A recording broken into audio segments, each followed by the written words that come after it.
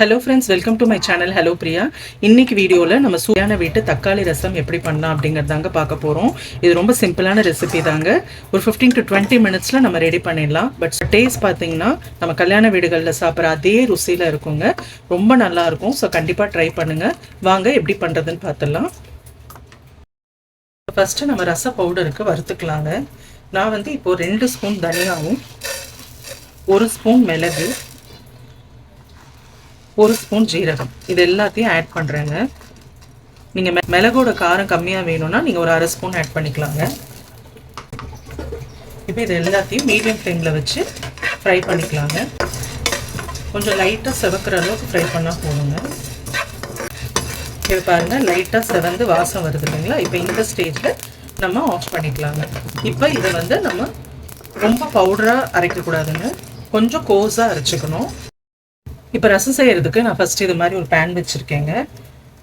இப்போ நான் ஒரு 4 தக்காளியை நல்லா மசிச்சு எடுத்துகிட்டு வந்திருக்கேங்க. உங்களுக்கு மசிக்க முடியலன்னா மிக்சியில் போட்டு 1-2 நீங்கள் அரைச்சிக்கலாங்க. இப்போ இதை இதில் ஆட் பண்ணிடலாம். இப்போ ஒரு லெமன் சைஸ் புளியை ஊற வச்சு அது வடித்து எடுத்துகிட்டு வந்திருக்கேங்க. அதையும் ஆட் பண்ணிக்கலாம்.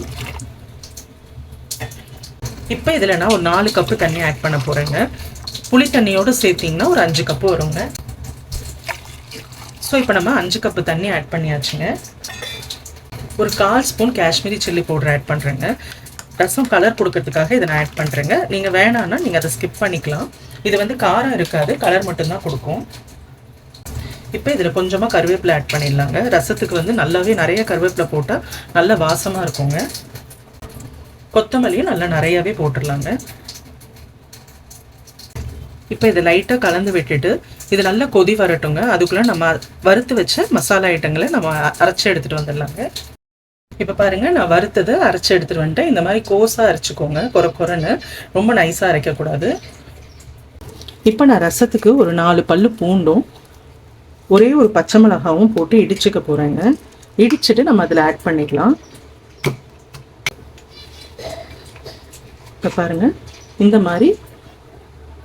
இந்த மாதிரி இடிச்சுக்கணுங்க. ஸோ ரசம் இன்னும் கொதிக்கலைங்க, கொதி வர ஸ்டேஜில் இருக்குது. இப்போ இந்த ஸ்டேஜில் நம்ம இடித்து எடுத்துகிட்டு வந்து பூண்டையும் பச்சை மிளகாயும் ஆட் பண்ணிடலாங்க. ரசம் வந்து கொஞ்சம் நேரம் கொதிக்கணுங்க. ஏன்னா புளியோட பச்சை வாடை போகணும், தக்காளியோட பச்சை வாசனையும் போகணும். போனால் தான் வந்து ரசம் நல்லாயிருக்கும்.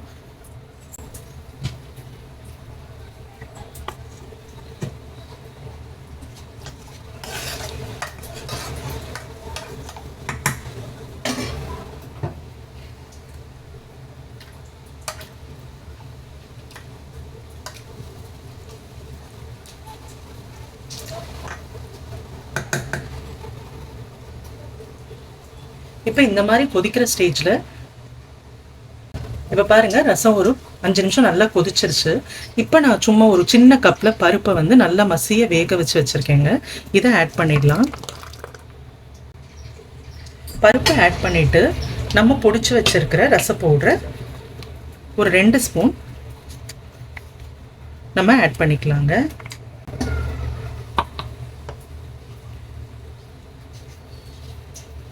இப்போ ரசத்துக்கு தேவையான சால்ட் போட்டுக்கலாம்.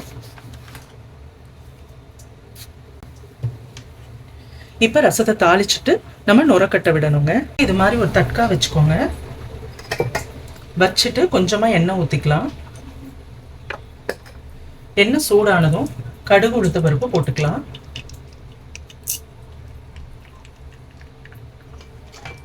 இப்போ பாருங்க, கடுகு உளுத்த பருப்பு பொரிஞ்சிருச்சு. இப்போ கொஞ்சமாக கருவேப்பிலை போட்டுக்கலாம். ஒரு காஞ்ச மிளகாய், கொஞ்சமாக பெருங்காயத்தூள். இப்போ இது பொரிஞ்சதும் நம்ம ரசத்தில் ஆட் பண்ணிடலாங்க. இப்போ இது ரசத்தில் ஆட் பண்ணிடலாங்க. இதுக்கு மேலே நம்ம ரசம் கொதிக்க விடக்கூடாதுங்க. இனிமேல் நுரக்கட்டி வரணும். நுரக்கட்டி வந்ததுமே நம்ம ஆஃப் பண்ணிடலாம். ஏன்னா இதுக்கு மேலே கொதிக்க விட்டோம்னா ஒரு மாதிரி கசந்துட்டு இருக்கும். இப்போ பாருங்கள், ரசம் நுரக்கட்டி அப்படியே கொதிக்கிற ஸ்டேஜ் வருது. இப்போ இந்த ஸ்டேஜில் ஆஃப் பண்ணிடலாங்க. கொதிக்கக்கூடாது, லைட்டாக கொதிக்கிற ஸ்டேஜ் வரும்போதே ஆஃப் பண்ணிடலாம். அவ்வளோதாங்க, சூப்பரான கல்யாண ரசம் ரெடிங்க. இது ரொம்ப நல்லா இருக்குங்க. கல்யாண வீடுகளில் செய்கிற அதே ருசி இருக்குங்க. அவ்வளோ டேஸ்ட்டாக இருக்கும் ரசம்.